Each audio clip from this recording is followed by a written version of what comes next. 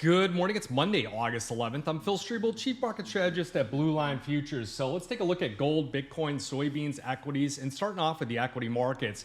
The S&P 500 has risen about 8% year to date and is about 1% within its all-time high. The median stock remains about 12% below its 52-week high. And at the top end of the distribution, what you look at is AI-exposed stocks. Well, they've risen about 26%. I've seen a strategy where investors are going long the theme of AI-related stocks while shorting the ones that are most negatively impacted by not adapting to AI, or the job or the industry is being taken out because of AI-related themes. Now, the equity markets, they've recovered most of their losses here following that August 1st week payrolls report is now close to its record high.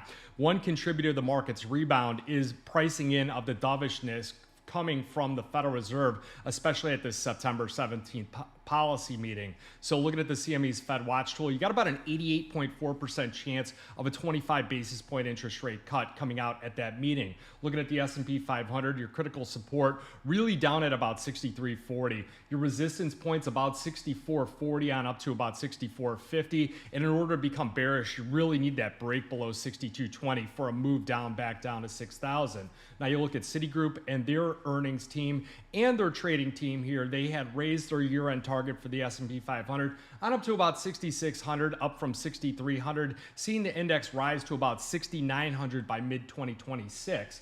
You look at the volatility index continuing to break down and really breaking down hard on Friday at about 1670 for the August VIX. September right at about 1910. The dollar index getting a small boost up about 10 ticks here at 98.11. Little bit of weakness in the foreign currencies, but nothing really standing out too much. Look at the gold market down $73. So a big sell-off there, and that comes after a wild and volatile Thursday night coming into Friday with lack of clarification as far as how those tariffs on those 1 ounce, 100 ounce gold bars coming in from Switzerland. And oftentimes President Trump, he'll go out and he'll kind of test the waters with some of these different things here, some of these different policies.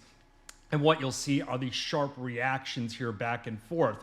Now, if you get back to the equity markets, looking at the earnings have really provided some additional support to the market here, with 60% of the companies have beaten the consensus earning per share estimate by more than a standard deviation. And 56% of the companies raised their full year EPS guidance. The Russell 2000, that's one that I've been really keeping an eye on here because hedge fund shorts are at record highs. And what you'll get is as you get interest rate cuts starting to happen or a broadening of this particular market rally, you'll start to see some of those shorts really get covered, and that's where a squeeze can happen in some of those higher debt, lower profitable companies that are mostly made up in the Russell 2000. You go to Europe and Asia, you see European stocks, they were little changed. They're really focused on that Friday meeting between Trump and Putin, with energy stocks and oil starting to track a bit lower here as you come into that. You go to Asian stocks, Asian equities, they were edging higher here, improving those geopolitical tensions here,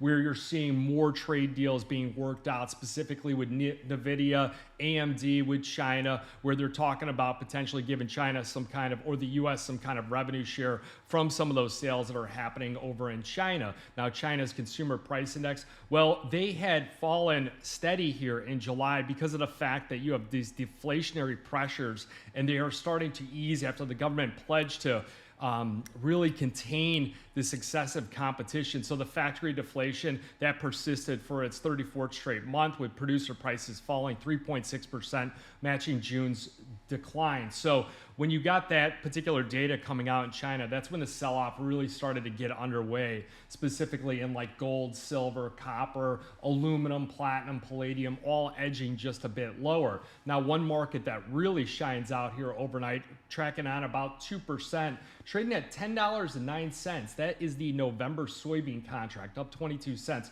So big really standout right there. And really Trump, he said that he hopes that China will massively step up its purchases of American soybeans. And that comes a day before this truth is set to expire. Treasury Secretary Scott Bessent said that he reportedly says that U.S. expects to largely compete with negotiations here with different countries and kind of secure a trade deal by the end of October. So it's a lot of the countries that haven't made deals.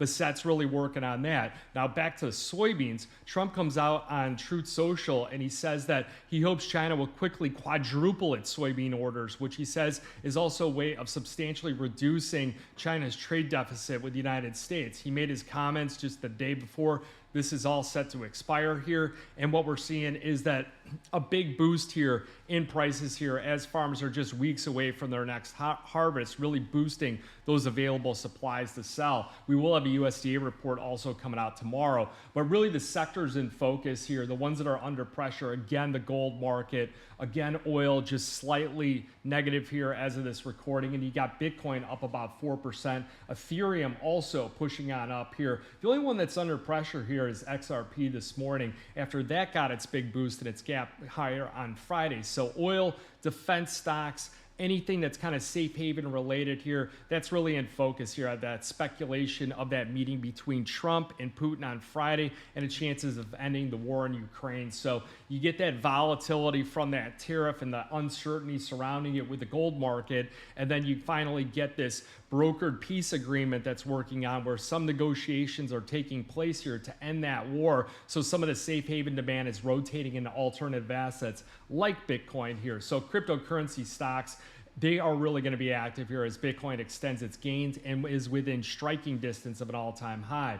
You look at the economic data, there are no major news releases here today. It's going to be Tuesday's reading of consumer inflation for July. That's going to be really critical to determine whether or not the Fed cuts rates in September. We are on the bull camp that they are going to cut rates here with an 88.4% chance of them doing so, according to the CME's Fed Watch tool. You go to the ETF flows, they added about 201,000 troy ounces of gold holdings on Friday. Those equivalent purchases were about $685 million, and the total gold held in ETFs, it's risen about 10% year to date. You go to the silver market, same thing, adding only about 90,000 troy ounces of silver in the holdings on Friday. And you go to the weekly changes here, they increase gold, increase silver, and they reduce platinum, and they reduce palladium. So the silver increase last week was pretty big, up 3.61 million ounces. Gold silver ratio sitting at about 90-1. So we'll be checking out on the bean market here. If there's anything to do there, we'll look at Bitcoin here,